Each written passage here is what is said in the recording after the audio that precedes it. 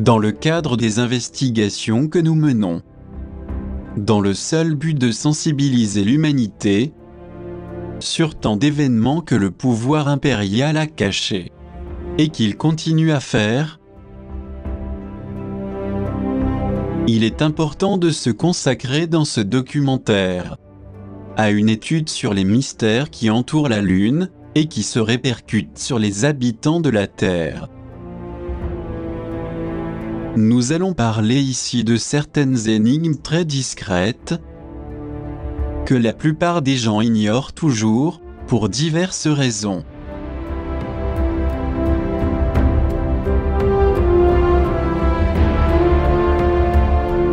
Ce que l'on sait d'ordinaire, c'est que depuis des milliers d'années, la Lune, d'une manière ou d'une autre, a eu un effet sur la vie humaine, la conduite générale et le psychisme de toutes les personnes sur cette planète. Toutefois, nous n'avons pas accordé l'importance qu'il se doit à cette influence lunaire si marquée, qui détermine aussi nos comportements denses. Car dans la plupart des cas, nous les avons attribués à des états personnels qui surgissent à notre niveau, mais pas directement liés aux effets de la Lune. Cependant, tous sans exception, nous captons cette vibration imperceptible mais chargée de densité, qui provient spécialement de ce satellite rocailleux et désertique.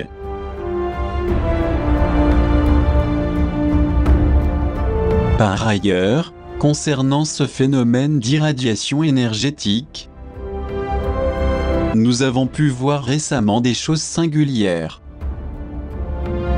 Le fait est que nous avons assisté à des lunaisons particulièrement inhabituelles,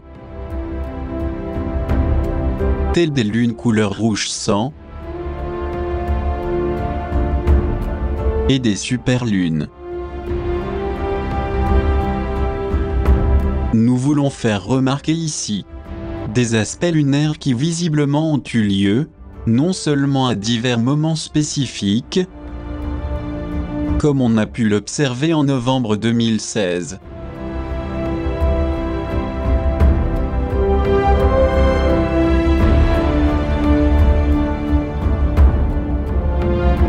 Mais aussi à la grande surprise générale, que la Lune se soit autant rapprochée de la Terre de façon exceptionnelle et inexplicable.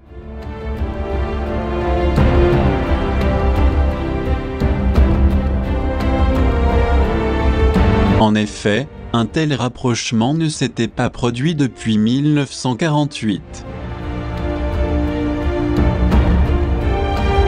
C'est-à-dire que depuis 70 ans, il n'y avait pas eu une telle proximité entre la Terre et la Lune, comme nous avons pu l'observer récemment.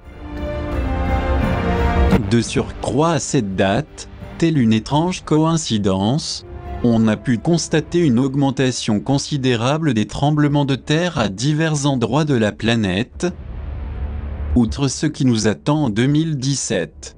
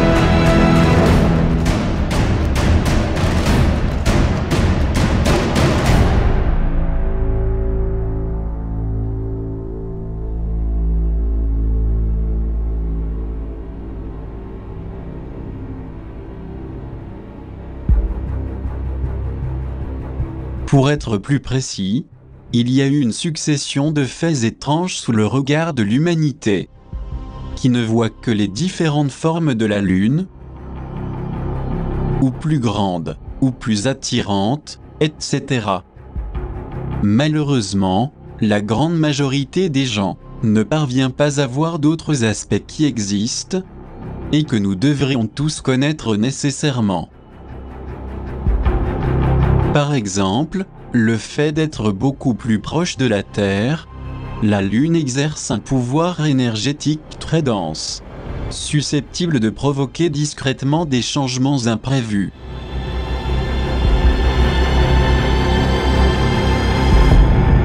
C'est très similaire à ce qui se passe injustement lorsque sont activés les systèmes HAARP en Alaska et PIN-GAP en Australie, avec les dangereuses ondes ELF.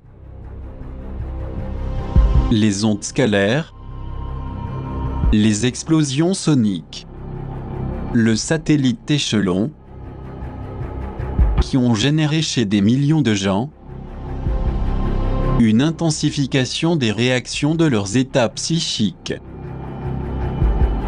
Nous avons pu voir en l'occurrence des choses impensables, comme les révolutions de couleur et les renversements soudains de gouvernements.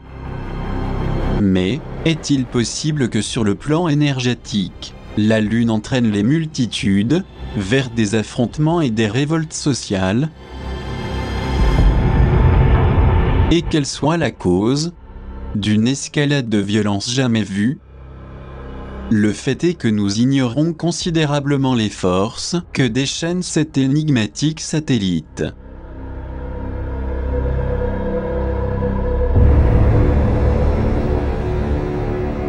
Le plus surprenant est que la majorité des événements coïncident de façon très synchronisée avec les dates durant lesquelles a eu lieu le puissant effet lunaire. Se pourrait-il qu'il y ait une combinaison importante de déchaînements naturels, d'éruptions volcaniques, de raz de marée et de graves inondations qui menacent de provoquer davantage de catastrophes de toutes parts?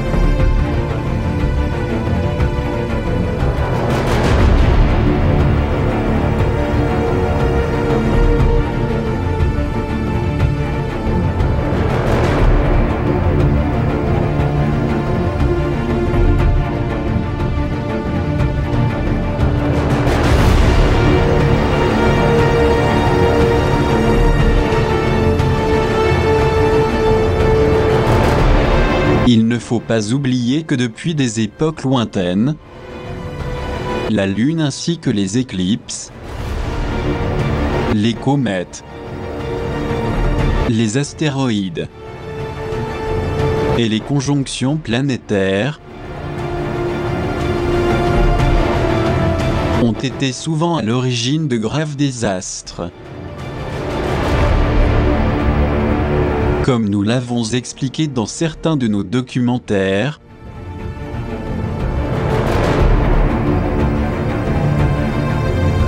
qui préviennent d'une grande instabilité et des fréquentes altérations dans le ciel et dans le champ géomagnétique de la Terre.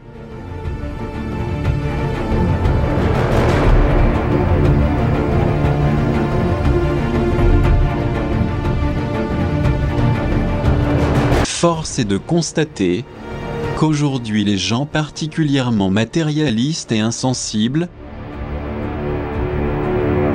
n'abordent pas les problèmes avec profondeur. Et ceci est dû à la grande inconscience qui les caractérise. C'est pourquoi nous sommes facilement manipulables, et ce qui est pire, sans que nous nous rendions compte, que des millions de gens sont victimes d'influences bizarres, à la fois sur la Terre et depuis l'espace même. Tandis que des phénomènes lunaires et solsticiaux, en lien avec la monarchie se produisent, ce qui attire vraiment l'attention.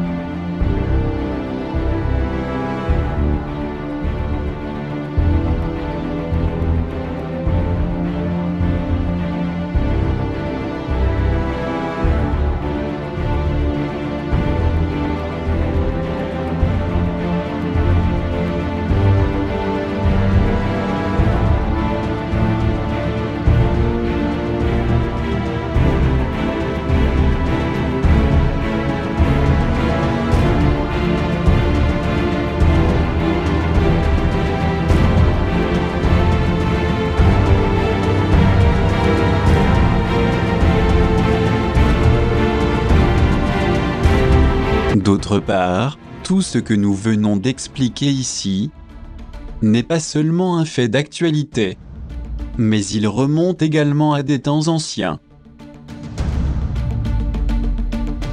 Comme nous l'avons déjà dit, finalement la grande majorité des gens peu connaisseuses en la matière regardent tout cela comme si c'était normal. Et cependant, il existe une force vibrationnelle assez insolite, dont la science officielle n'a jamais voulu parler. Toujours est-il qu'elle préfère cacher les choses comme d'habitude, pour que personne ne s'informe et que la vie continue telle qu'elle, c'est-à-dire, être productif et s'éreinter. Même si des millions de gens se voient affectés et très affaiblis au niveau psychique, moral et physique. C'est la raison pour laquelle nous considérons très important d'aborder le sujet concernant les effets que produit la Lune, mais aussi ce qu'elle renferme, et dont nous parlerons plus en détail par la suite.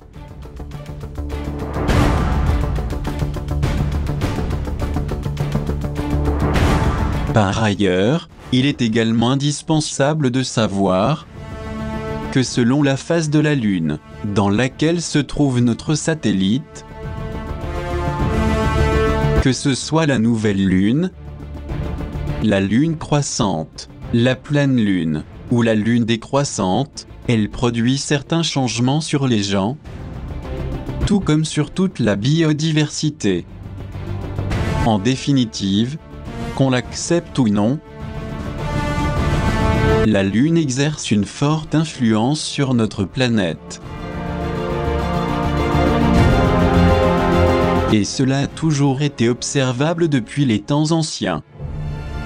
En outre, d'éminents savants, de grands historiens et des astronomes lui ont toujours conféré un grand nombre de phénomènes méconnus. Pour en citer quelques-uns, nous avons par exemple le grec Anaxagore, arrêté de Cappadoce, l'historien Plutarque, le philosophe Aristote, ainsi que le naturaliste romain Pline l'Ancien, l'astronome égyptien Ptolémée, Johann Kepler, Isaac Newton, Galileo Galilei, et beaucoup d'autres, qui ont prouvé et démontré à leur manière que la Lune avait une forte influence sur la Terre et sur certaines maladies humaines.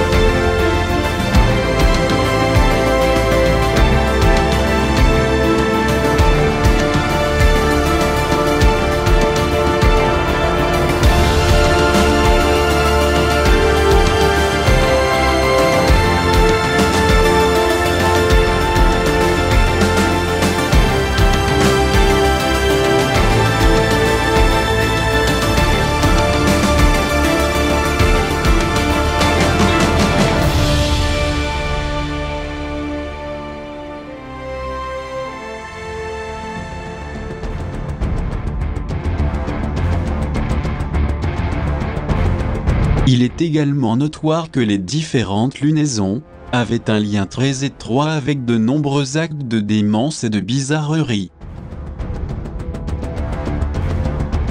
Tant et si bien que cela a permis de confirmer la forte incidence que la Lune exerçait sur le comportement humain. Dans le cas présent, nous parlons d'un mystère qui est à l'origine de la recrudescence des obsessions, des déséquilibres psychiques, de la propagation des vices et des impulsions maniaques de la pire espèce.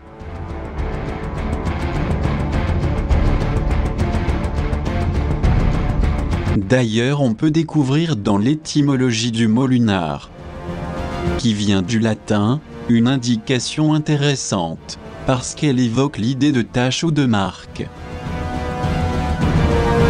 Comme pour nous dire que ce serait une tache qui pourrait provoquer des contaminations et des maladies sur la Terre, et par conséquent sur les habitants. De même, on dit qu'un individu qui est fortement attiré par la Lune peut avoir une tendance plus négative que positive.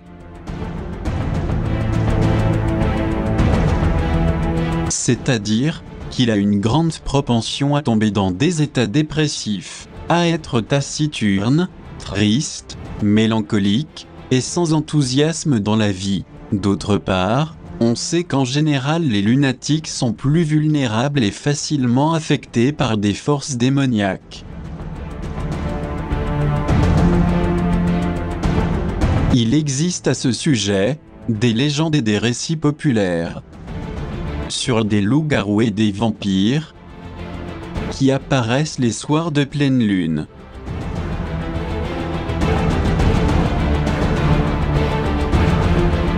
Et depuis la nuit des temps, on a attribué selon les phases ou les quartiers de la lune un certain penchant pour des actes impurs et pervers. en particulier durant la pleine lune.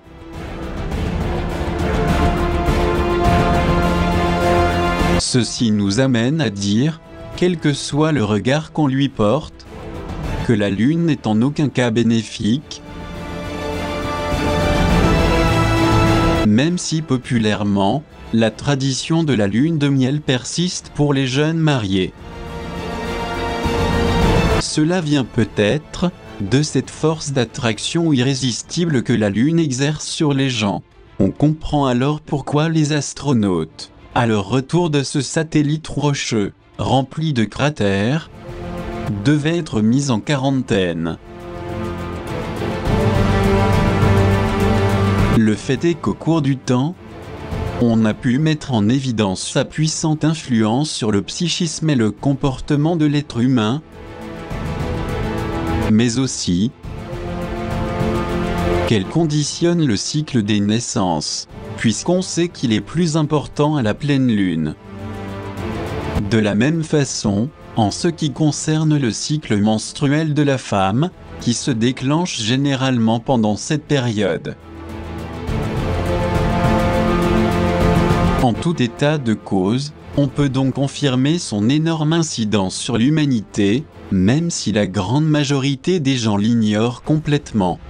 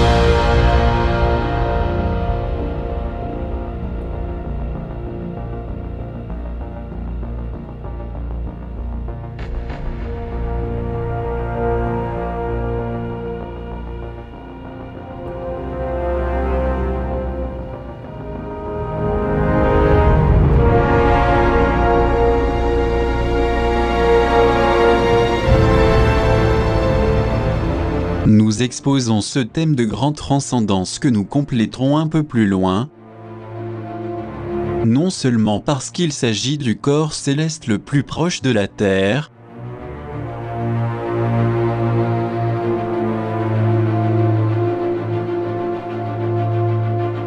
mais aussi en raison de l'incroyable force qu'il exerce sur la nature, l'agriculture, les océans, et sur les grandes marées qu'il produit.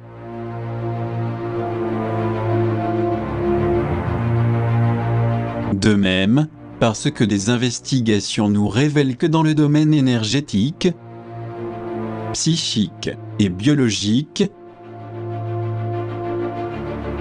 quelque chose d'anormal se passe.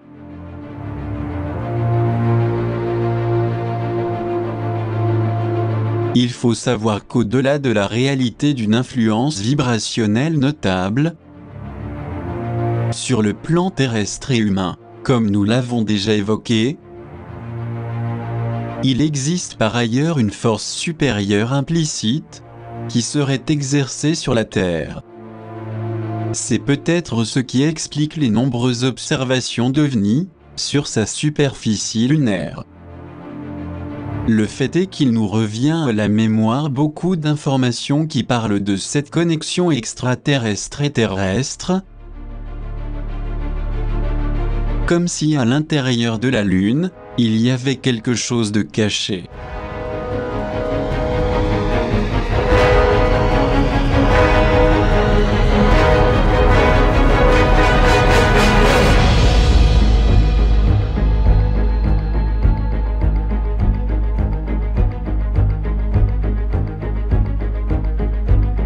Mais quelle est l'origine de ces phénomènes insolites de type spatial, qui ont lieu sur notre satellite lunaire? Y aurait-il des bases souterraines selon les dires de certaines personnes? Ou bien s'agit-il, à notre grand étonnement, de bases déjà bien implantées et directement connectées avec la planète? Il est important de savoir également qu'il en existe quelques-unes très anciennes, qui ont été révélées à un investigateur de renom, dont les informations proviennent d'un projet secret nommé Merle Rouge. Ou bien, est-ce que tout cela fait partie d'une station spatiale installée depuis très longtemps, où vivent et circulent des êtres venus de mondes lointains, et dans laquelle sont élaborés plusieurs programmes spatiaux, terrestres et aliens, ultra secrets, que le gouvernement de l'ombre dissimule absolument, et parmi lesquels, il y aurait le projet Milab et le projet Solar Warden.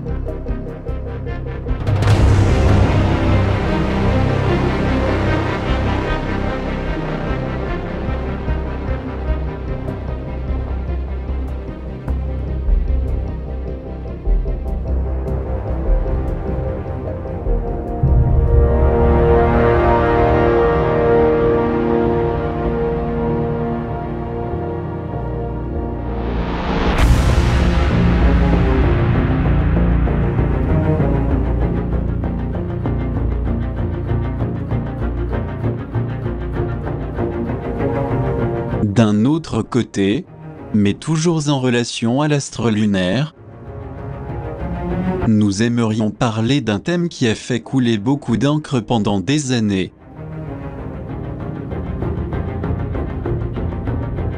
Il s'agit en particulier de certains doutes qui planent au sujet de l'arrivée de l'homme sur la Lune, et que beaucoup d'experts, après avoir investigué, n'ont pas encore réussi à clarifier. Dans le cas présent, il est question de certains faits qui se sont produits au cours du premier voyage sur la Lune, le 20 juillet 1969.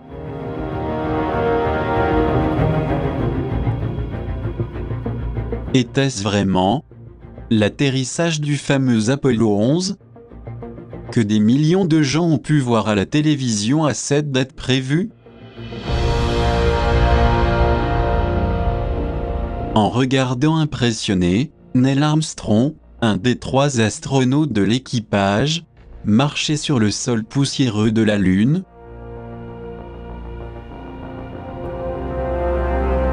devenant ainsi le premier homme de l'histoire à avoir posé le pied sur le sol lunaire? Ou se pourrait-il que quelque chose n'ait pas été clairement expliqué, et que l'humanité, comme toujours, ignore la vérité sur cet événement?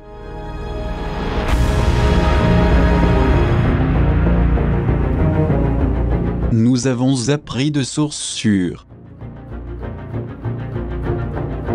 que tout ce que la télévision avait transmis, et que les gens suivaient en retenant leur souffle,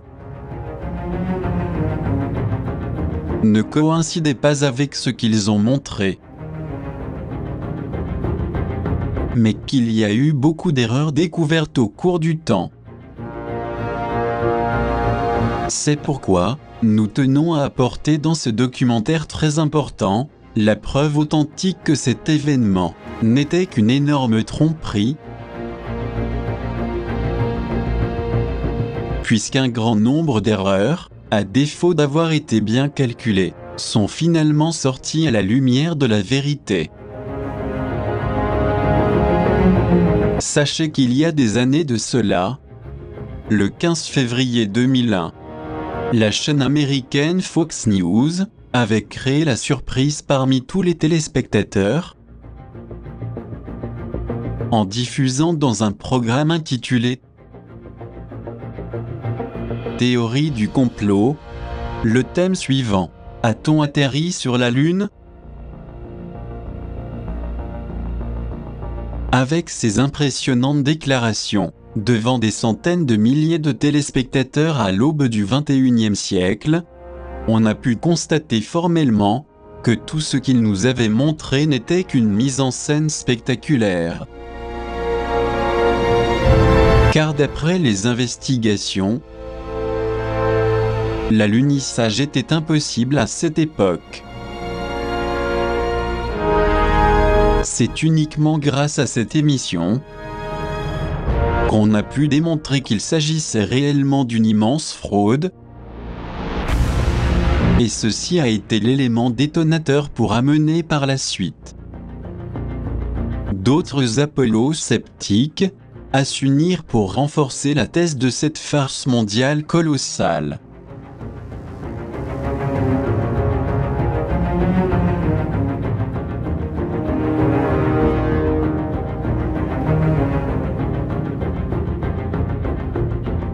Mais pourquoi la NASA et le gouvernement américain dans ces années-là ont pris le risque de simuler un événement de cette envergure devant des millions de téléspectateurs?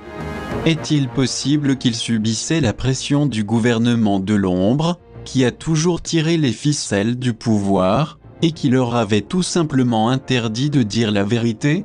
En effet, il y avait des motifs concrets qui ne pouvaient être dévoilés, puisque depuis les années 40, Eisenhower avait conclu un accord avec les petits gris au sujet d'une nouvelle technologie spatiale qu'il leur était impossible de montrer à l'humanité. ce qui allait entraîner des conséquences irréversibles, comme nous allons le voir. Dans ces conditions, était-il plus opportun pour eux d'imaginer un scénario, vu que techniquement il n'était pas possible de faire voyager un homme sur la Lune? Et qui plus est, tenant compte à cette époque-là, que l'Union soviétique était en compétition avec les États-Unis, pour le contrôle du satellite lunaire. Il est évident que ce qui est exposé ici n'est pas facile à digérer, et d'autant plus, si nous avons toujours cru aux versions conventionnelles, malgré les nombreuses incohérences. C'est la raison pour laquelle certains ne croient pas à ce que nous disons dans ce documentaire, car en effet ils sont aveuglés par ce qu'on leur a toujours présenté au niveau officiel. Si tel est le cas, nous en sommes vraiment désolés pour eux, car sachez que depuis des années déjà, David Percy, un illustre producteur de cinéma et de télévision, également photographe professionnel et membre de la Royal Photographic Society, conjointement avec Mary Bennett, ont écrit ensemble un livre incroyable qui fait l'analyse d'une série de documents secrets et de milliers de photos sur la pseudo-mission Apollo 11.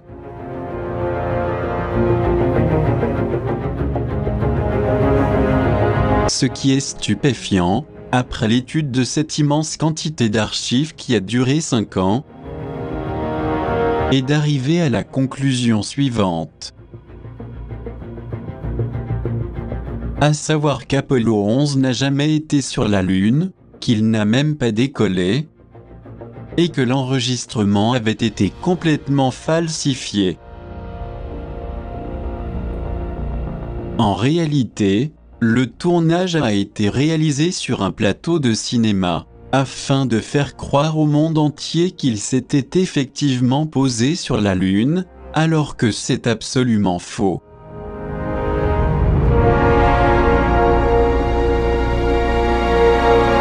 Toutefois, ils ne sont pas les seuls à avoir découvert cette imposture à l'échelle mondiale. Nous pensons à des auteurs, tels que Bill Kaysing et Ralph Reney, qui ont également déclaré que c'était une simulation impressionnante et bien organisée, semblable à un court-métrage type hollywoodien, dont les prises de vue avaient été filmées sur la base Norton de l'armée de l'air, à San Bernardino en Californie.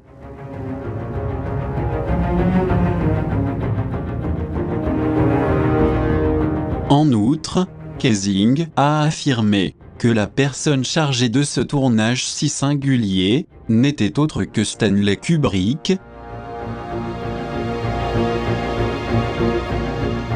le célèbre réalisateur du film épique 2001, l'Odyssée de l'espace, tourné 1 an plus tôt en 1968.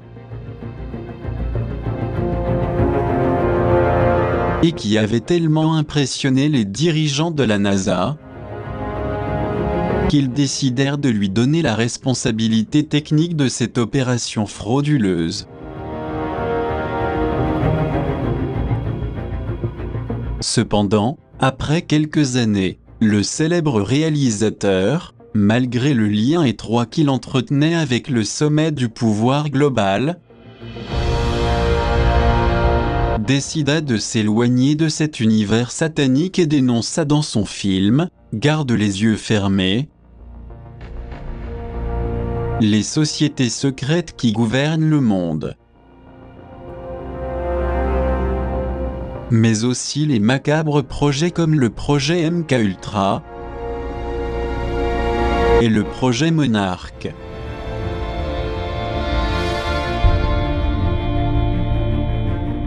Quel fut le résultat de cette dénonciation directe contre les élites qui dirigent tout?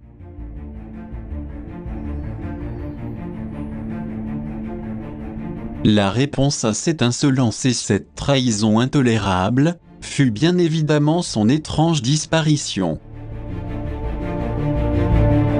Tout ceci nous amène à réaliser que la plus grande fraude connue dans l'histoire moderne concerne indubitablement la mission spatiale Apollo 11 qui a été bien couverte.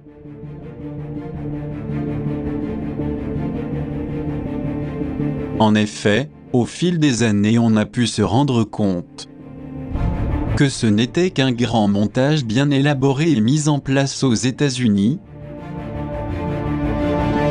et non à presque un demi-million de kilomètres de la Terre, sur la surface tranquille et poussiéreuse du sol lunaire.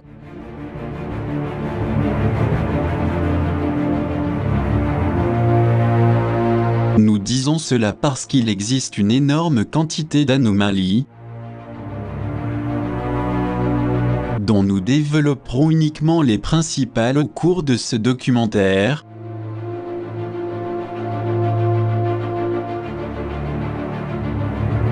Car les irrégularités sont si nombreuses que les explications dureraient beaucoup plus de temps que prévu. En fait, il est question d'une série d'éléments techniques qui ne coïncident absolument pas avec ce qui a été transmis au niveau officiel. C'est pourquoi nous nous contenterons ici d'extraire les faits les plus significatifs, qui attestent visiblement que le fameux voyage d'Apollo 11 n'a pas eu lieu, tout comme d'autres voyages hypothétiques de modules spatiaux vers notre satellite lunaire. Et ce à cause de la puissante radiation de la ceinture, ou du bouclier protecteur Van Allen, qui rendait impossible la réussite de ces expéditions. Alors bien entendu, ils ont préféré dissimuler toute la vérité en raison de cette implacable compétition pour la conquête spatiale avec l'ancienne URSS.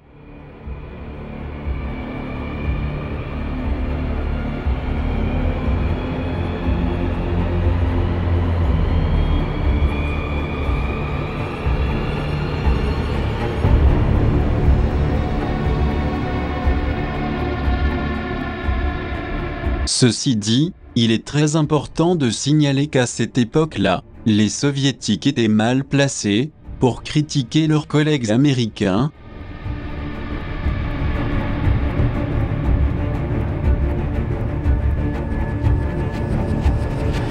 puisqu'ils avaient fraudé, eux aussi, dans le domaine spatial, comme nous allons le voir.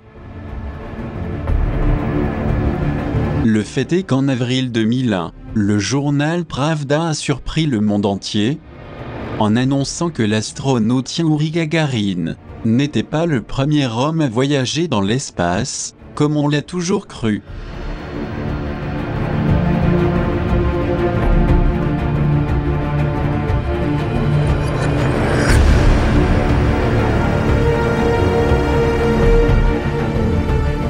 En réalité, en 1957, 1958 et 1959,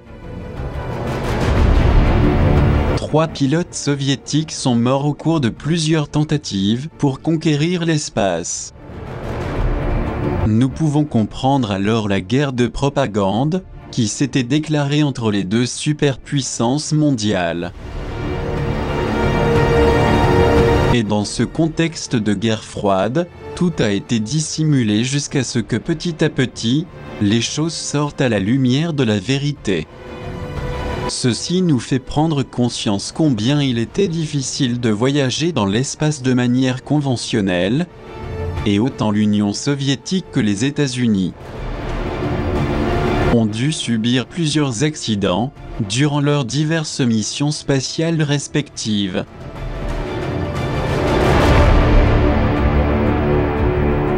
La cause fondamentale résidait dans la difficulté de passer à travers les puissantes radiations de la ceinture Van Allen,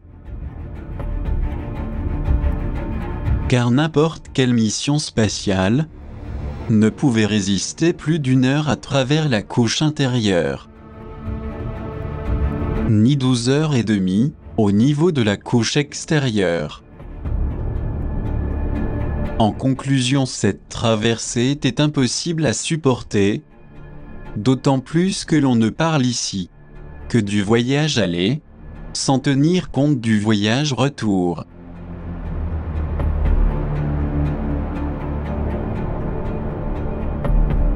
Mais ce n'est pas tout.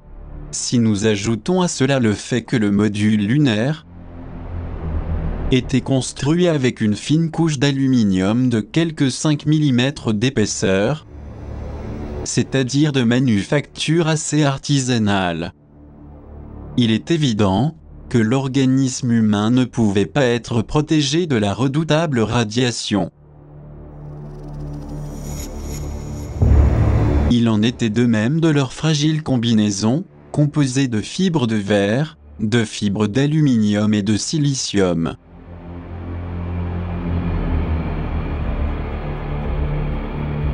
Qui ne pouvait en aucun cas les préserver, et ceci a pu être vérifié comme nous l'avons dit, dans le cas de certains astronautes russes qui sont décédés lors d'une sortie dans l'espace.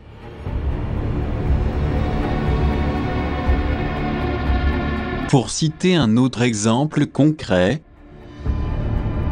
il y a le cas de quelques employés des centres de recherche nucléaire aux États-Unis qui ont été exposés pendant quelques secondes à de violentes radiations, similaires à celles du bouclier Van Allen, et qui en sont morts.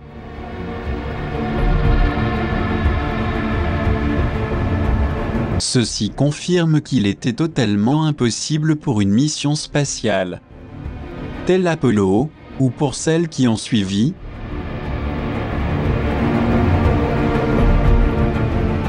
de faire voyager un être humain dans ces conditions, et de le soumettre à ces dangereuses couches radioactives Van Allen.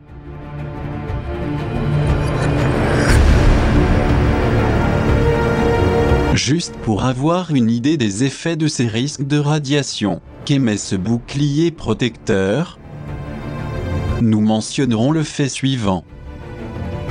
Cela concerne la navette spatiale de la NASA qui s'est trouvée à un moment à 300 km des abords du ceinturon.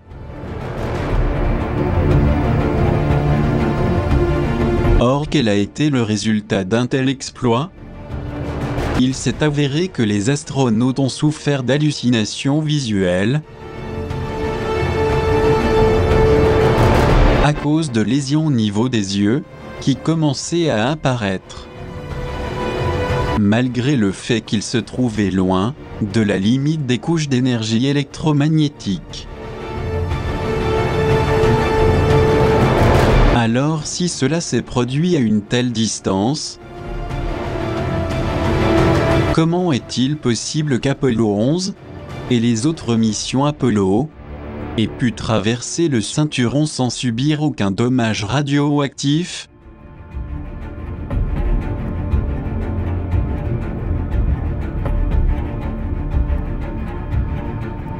Il est évident que cela ne pouvait être réalisable qu'à travers l'hyperespace, ou par le biais des projets Milab et Solar Warden,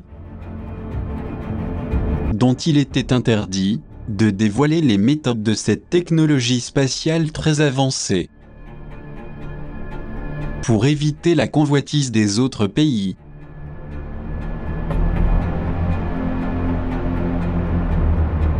C'est pour cette raison que le gouvernement secret s'est toujours opposé à ce que l'industrie aérospatiale divulgue l'existence de ces voyages interplanétaires. De même que les bases qui sont sur la Terre, sur la Lune, sur d'autres satellites et sur certaines planètes du système solaire.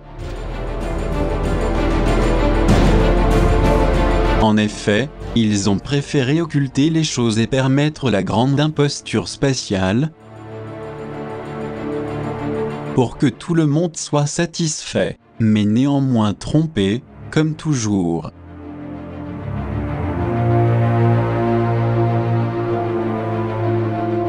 Après cette fraude monumentale d'Apollo 11, et qui s'est étendue à d'autres voyages injustifiés et fictifs sur la Lune,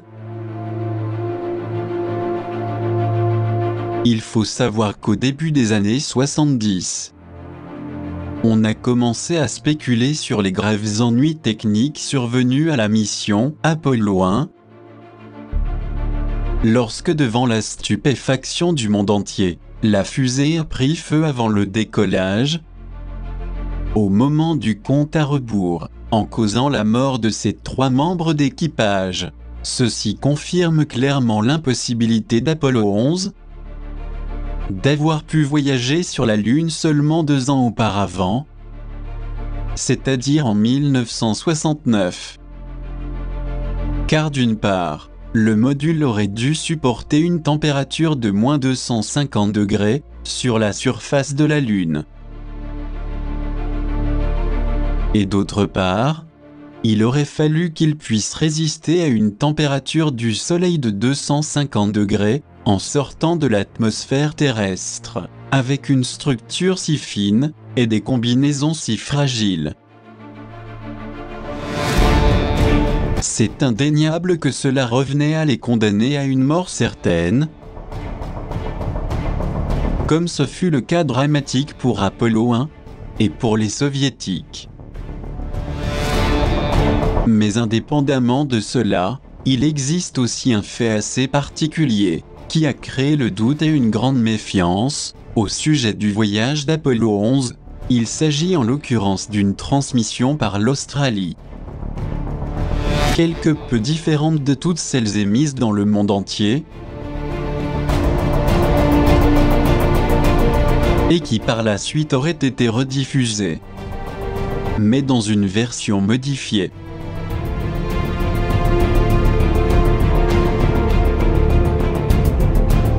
Toujours est-il qu'une spectatrice, Una Ronald, a affirmé avoir vu, au moment où Armstrong marchait sur la Lune, ce que les caméramans n'ont même pas remarqué, c'est-à-dire une bouteille de Coca-Cola, qui selon elle, était visible sur la partie droite de l'image. Cependant, lorsque le jour d'après les images de l'enregistrement ont été diffusées, la bouteille de Coca-Cola avait mystérieusement disparu.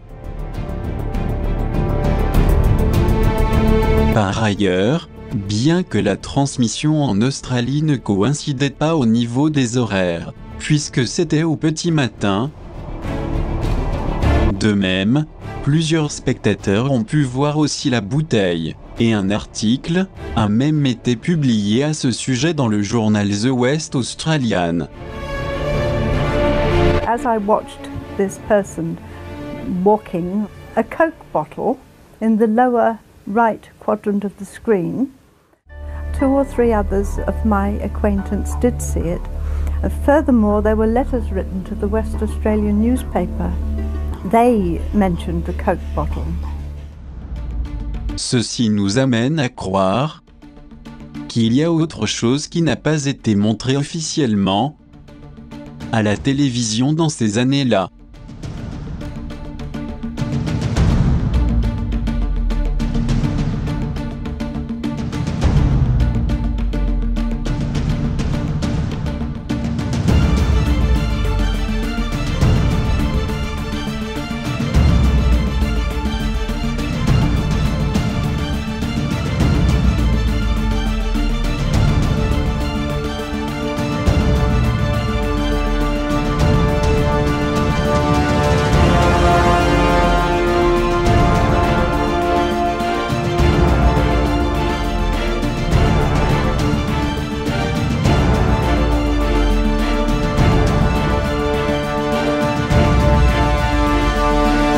Toujours en relation à ce fameux premier voyage spatial sur la Lune.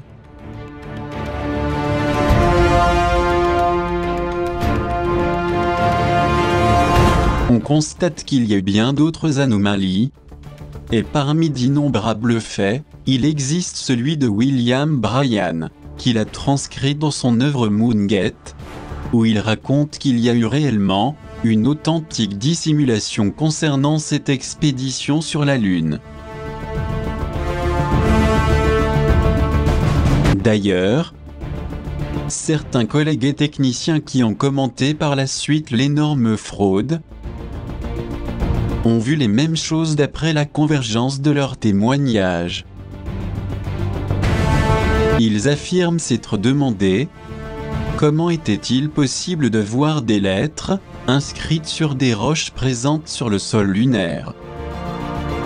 Ainsi même, comment expliquer les ombres qui apparaissent complètement à l'opposé dans les enregistrements,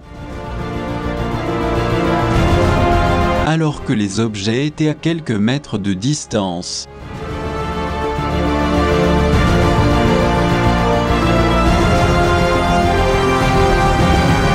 Malgré cela, la grande majorité des médias de cette époque étaient pleinement convaincus qu'Apollo 11 s'était posé sur la Lune.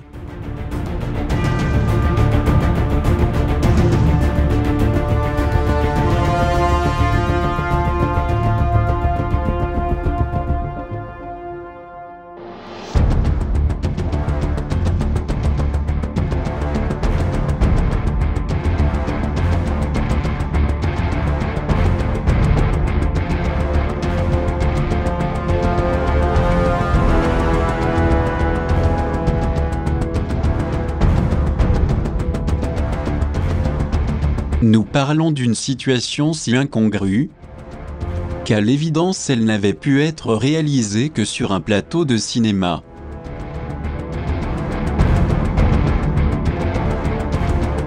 D'autre part, on ne peut pas expliquer non plus comment l'ombre de certains astronautes pouvait être plus étendue que celle des compagnons qui se trouvaient à quelques mètres seulement.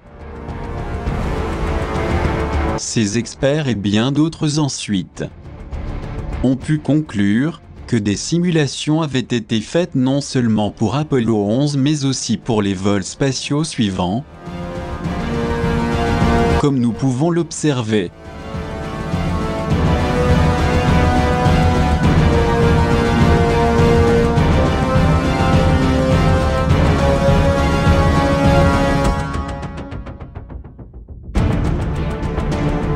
En outre, comment est-il possible que le même décor montagneux apparaisse à plusieurs reprises, et ce dans le cadre de nouvelles missions? Puisque chacune d'elles avait atterri sur la Lune à des centaines de kilomètres de distance entre elles.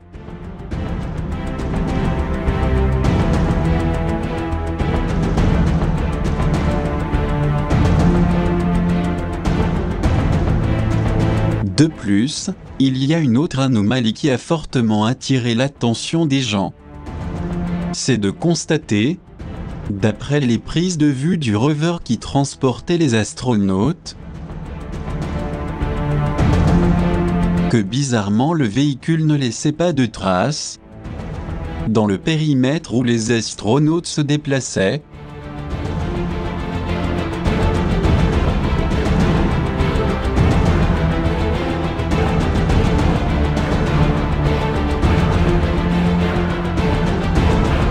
Ou que mystérieusement, les empreintes trouvées sur le sol sablonneux faisaient penser que le rover avait été déplacé grâce à une grue,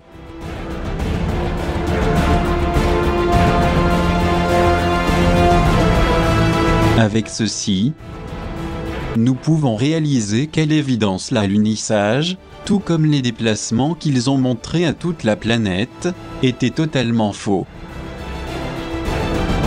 Bill Wood, un scientifique expert en mathématiques, physique, chimie, technologie spatiale et en ingénierie de propulsion, a également apporté son témoignage, en faisant savoir que les signaux vidéo et les images ont été adaptés à une vitesse plus lente, pour donner davantage un effet de réalisme. Ainsi le monde entier a pu contempler l'enregistrement à un rythme moins rapide que l'original, à savoir de 50%.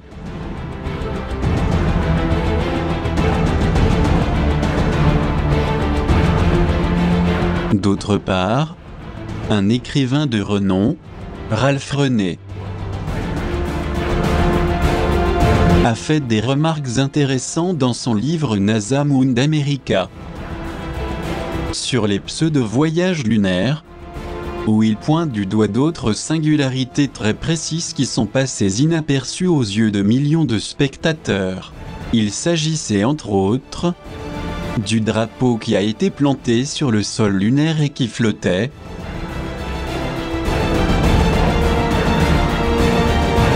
alors qu'il n'y a aucune atmosphère, ni le moindre souffle de vent sur la Lune.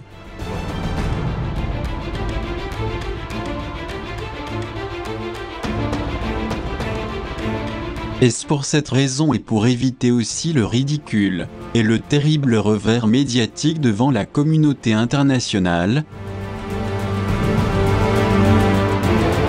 que l'agence du renseignement de la défense DIA aurait organisé une opération ultra secrète appelée Apollo Simulation Project ?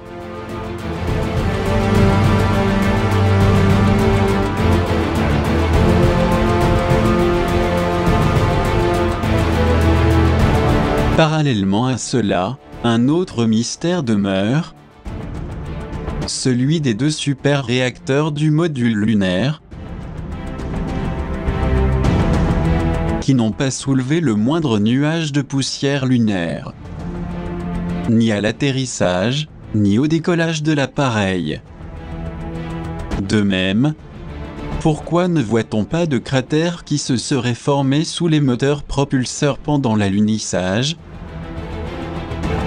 Et comment expliquer que les pattes du lourd module Apollo 11 soient restées totalement propres, sans aucune particule de poussière lunaire ?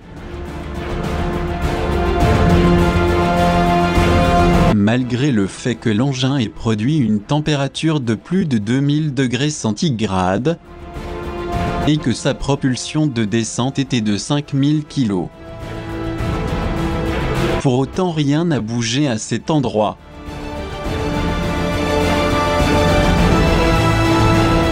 Est-ce que la surface lunaire était pleine de roches, ce qui explique qu'il n'y avait pas la moindre poussière, malgré l'intense chaleur et la pression physique du module ?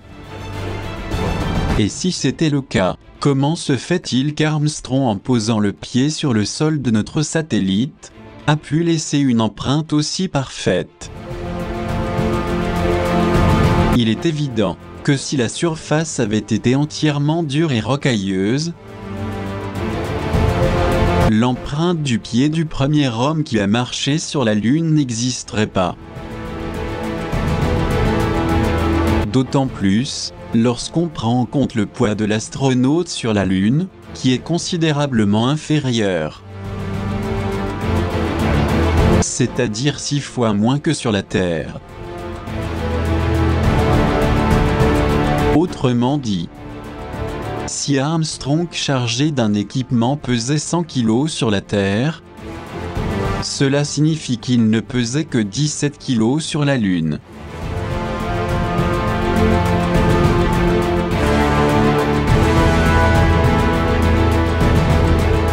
D'autre part, il y a des preuves concrètes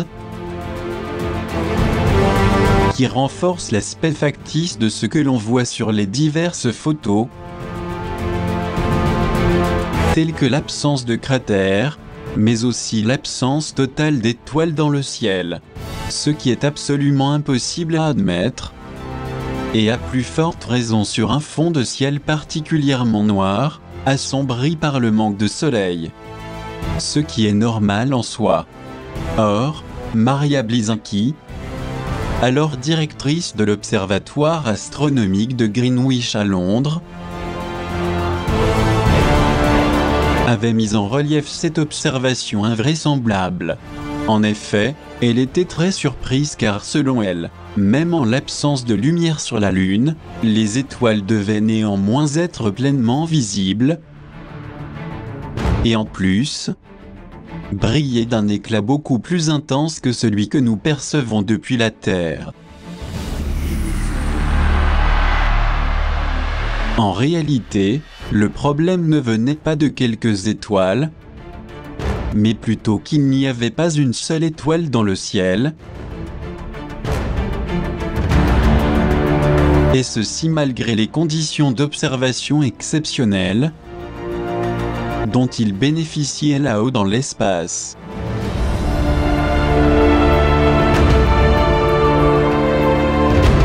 On se demande d'ailleurs pourquoi aucun astronaute n'a eu l'idée de prendre instantanément, ne serait-ce qu'une seule photo de ce moment unique qu'offrait le firmament. Et d'un autre côté, pourquoi bizarrement aucun d'entre eux n'a voulu faire de commentaires sur ce voyage présumé? Bien sûr qu'il n'était pas facile d'inclure des étoiles dans le décor d'un plateau de tournage, où toute cette simulation avait eu lieu. Car cela aurait augmenté le risque d'être démasqué, pour la simple et bonne raison qu'il était difficile de simuler des étoiles, et surtout parce qu'elles allaient passer sous l'œil averti des astronomes et des experts, qui connaissaient non seulement la position des constellations et des étoiles, mais aussi les différents angles d'observation, tels qu'on les voit depuis la Terre. Donc, ils ne pouvaient pas prendre ce risque. Alors que les Russes faisaient leurs premiers pas, se pourrait-il, comme le dit l'écrivain Kassing, qu'en matière de simulation, de l'autre côté de l'Atlantique, les responsables du prétendu voyage interplanétaire s'évertuaient à vouloir montrer au monde que dans le domaine du spectacle, ils n'avaient pas de rivaux.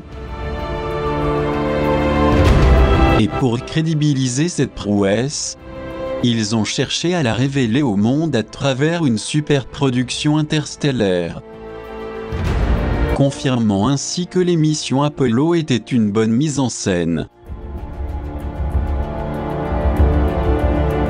Une fois de plus, nous pouvons nous rendre à l'évidence que le mensonge a supplanté la vérité, car après l'élaboration de la post-production, ils ont abusé de la crédulité du grand public pour mener à bien cette fraude de vol sur la Lune, en envoyant dans l'espace une fusée sans équipage, sous le regard impressionné de millions de gens.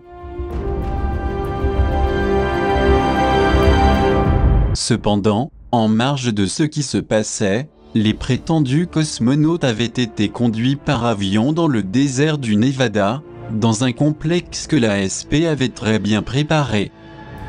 D'après des informations, ils auraient bénéficié et profité d'un séjour de luxe dans un gigantesque complexe militaire ultra secret, appelé Dreamland, dans la fameuse zone 51.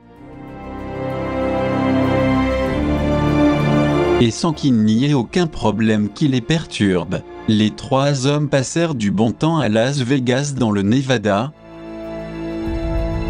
tandis que la NASA préparait leur retour triomphal sur Terre.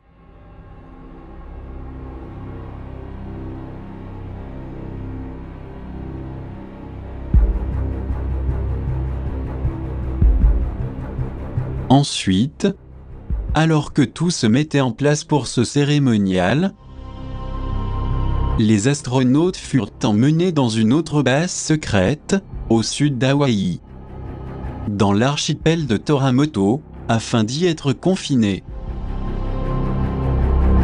C'était à cet endroit que la fausse capsule spatiale larguée dans l'océan depuis un avion cargo militaire les attendait.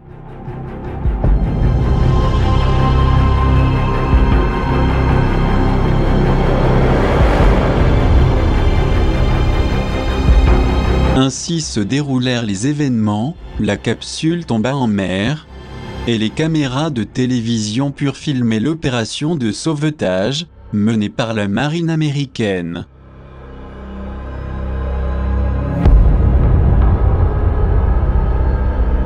Alors, on les mit en quarantaine, puisqu'en théorie, ils étaient censés revenir d'une zone de l'espace sans atmosphère et sans eau. Mais le pire, en ayant été soumis à des terribles effets de rayons cosmiques. C'était donc la procédure pour éviter toute contagion par des virus ou des micro-organismes. Toutefois, pour Kaysing, cela s'avérait plus qu'évident que ce confinement avait pour objectif de conditionner les astronautes convenablement, et surtout par rapport à ce qu'ils devaient dire face aux médias, à l'occasion de leurs courtes interventions.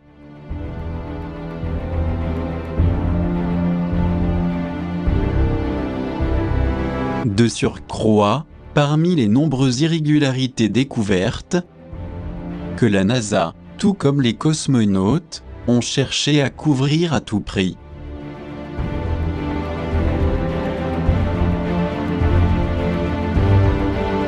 On trouve les témoignages de Peter Hyams, célèbre réalisateur, qui confirme que beaucoup de choses qui ont été présentées relèvent d'une grande supercherie.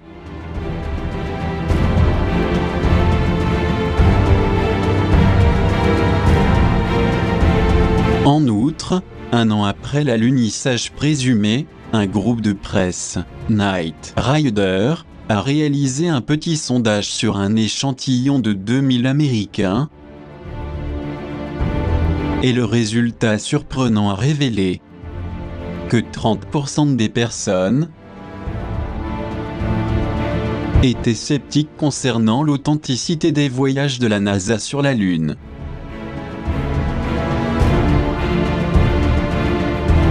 Dans la revue Newsweek, les conclusions des enquêtes,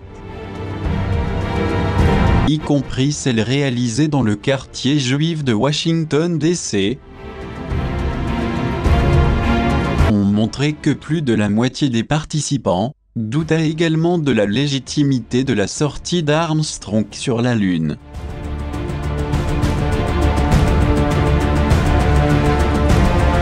Et bien que très peu d'Américains osent dire publiquement leur avis sur le faux alunissage, il n'en demeure pas moins qu'ils sont des millions à douter en privé de la réalité des missions lunaires.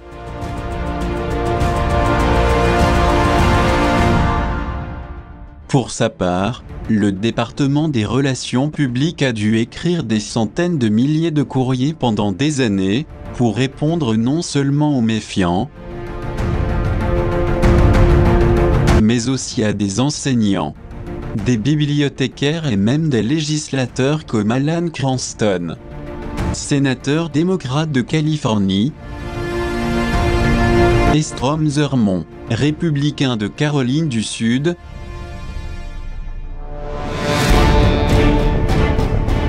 lesquels se sont adressés à la NASA en tant que porte-parole pour exposer les doutes de leurs électeurs.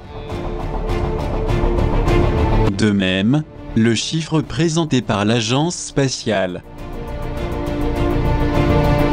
établit que le nombre d'Américains qui croient en cette vaste duperie dépasse les 25 millions de citoyens.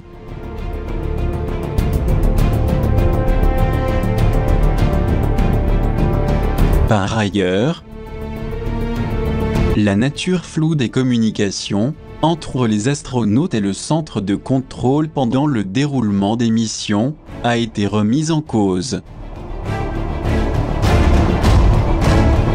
En fait, les conversations ne semblent pas correspondre à un échange normal à ces instants précis, mais elles donnent plutôt l'impression d'avoir été soigneusement préparées, car il apparaît d'après des échanges qu'en réalité les cosmonautes n'étaient pas en plein vol en direction de notre satellite, comme on nous l'a fait croire.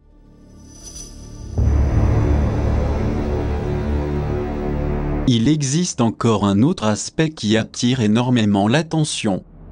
En effet, malgré les efforts des astronautes pour faire bonne figure et faire preuve d'une certaine diplomatie peu convaincante, cela n'a pas donné de bons résultats. C'est d'ailleurs le cas pour le cinéaste Bart Winfield Sibrel, un autre apolosceptique chevronné, travaillant pour la NBC, la CNN ou Discovery Channel,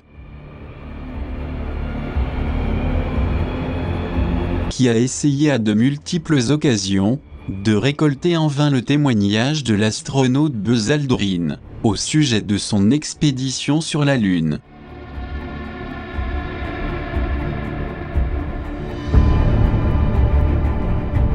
Devant les refus réitérés du pilote,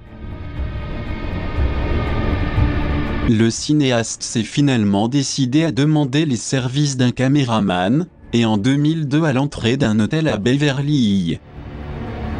Avec une Bible à la main, il a abordé Aldrin, et sans plus attendre il lui demanda « Jurez sur la Bible que vous avez réellement été sur la Lune ?» en 1969. Mais la réponse n'a pas été celle attendue par le cinéaste, qui soudain a reçu un coup de poing sur la figure,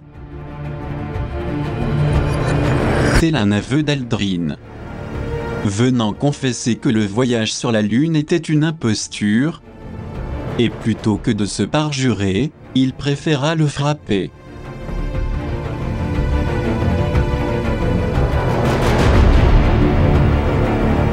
Par ailleurs, avec un comportement assez différent, nous avons le cas d'Armstrong et de Collins, le troisième spationaute présumé, qui ont toujours refusé eux aussi d'accorder des interviews. Il est notoire qu'Armstrong, fatigué et agacé par tant de pression médiatique, a répondu un jour « Ne me posez aucune question et je ne vous dirai aucun mensonge ».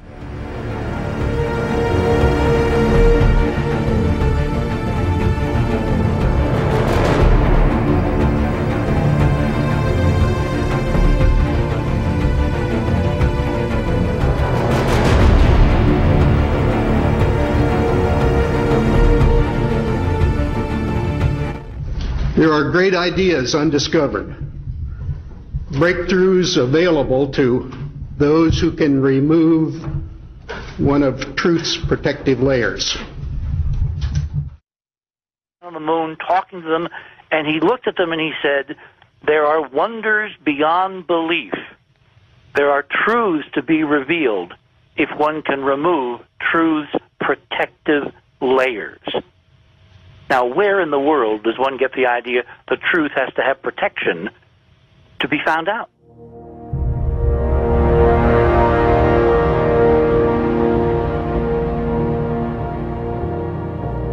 Avec de telles réactions, on comprend clairement qu'il leur était difficile d'assumer cette imposture durant longtemps, même s'il avait été mentalement programmé par le MK-Ultra.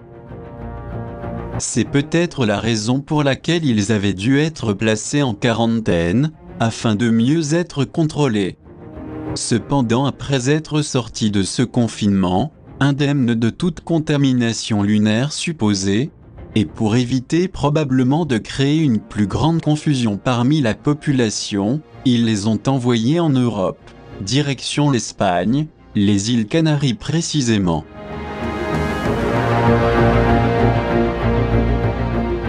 Une fois sur place, un des faits qui attirait l'attention des autochtones était que les pilotes de l'espace, toujours escortés d'un groupe d'agents de la CIA qui ne quittaient pas,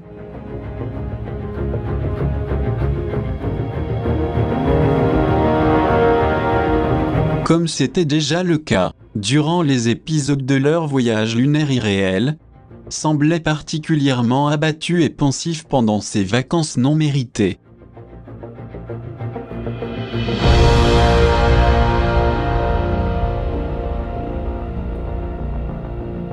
Nous en voulons pour preuve les photos qui ont été prises durant ce séjour dans les îles Canaries qui le montrent clairement, surtout dans le cas d'Armstrong.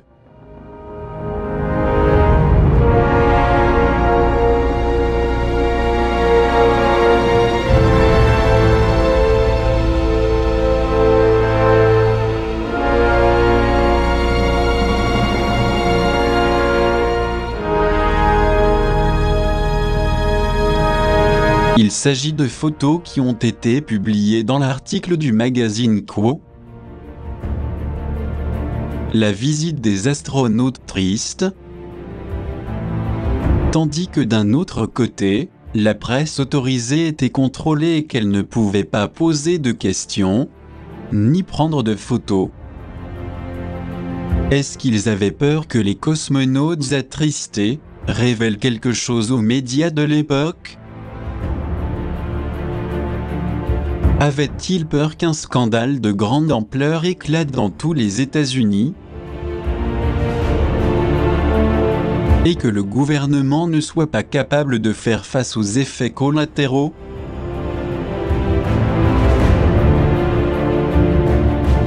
Mais d'où venait ce sentiment de tristesse qu'ils ne pouvaient éviter ? Est-ce que leur âme conscience leur rappelait ce mensonge colossal à l'égard de leur pays et du monde entier ?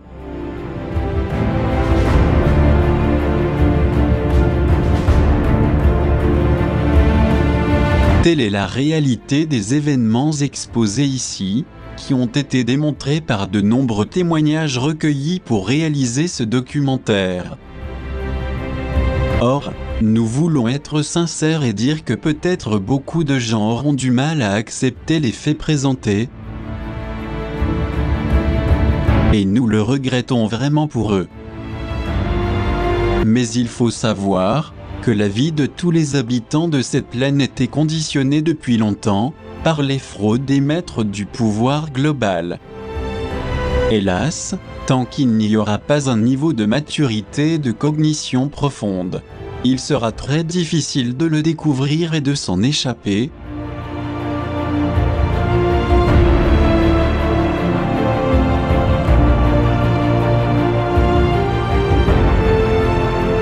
Et surtout parce que chez des millions d'individus, le psychisme est fortement marqué par une inconscience et une profonde somnolence.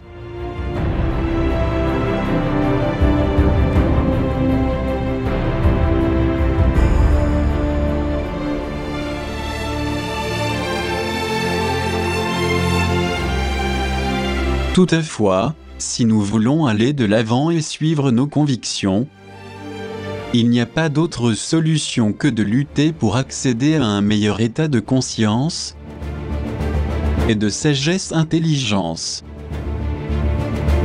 Seulement ainsi nous pourrons découvrir une multitude de preuves irréfutables, ce que les êtres de la brigade stellaire souhaitent vivement,